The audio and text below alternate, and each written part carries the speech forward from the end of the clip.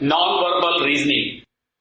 So in these type of questions, there will be only pictures and you have to identify the pattern in that pictures and then you have to find the missing picture. So some figures have pattern, that is figure may have rotating cross, circle, triangle, etc. with or without changing color. So we need to identify that what is changing. We need to identify what is changing, and for changing object or figure, what is the change? We have to identify in that change what is the change, exactly what is the change, or you can say what is the pattern which is changing with or without color. With or without color. And some figures have complex diagram in which we need to identify the maximum number of possible mathematical figures like your triangles, rectangles or sphere, in which we need to identify maximum possible mathematical figures like triangle, square, rectangle, etc. and also minimum number of lines required to make that figure. So how many minimum number of lines will be required to make that figure?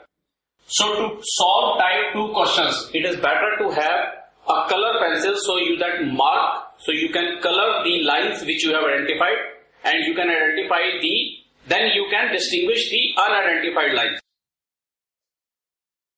Use color pencil to mark the lines or figures which has been identified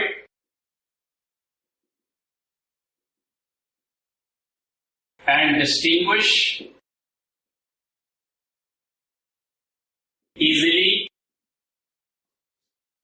unidentified lines or figures. Or the other way to solve type 2 question is to mark the vertices by an alphabet. Is to mark the vertices by alphabets and then using alphabets to write the different identified figures.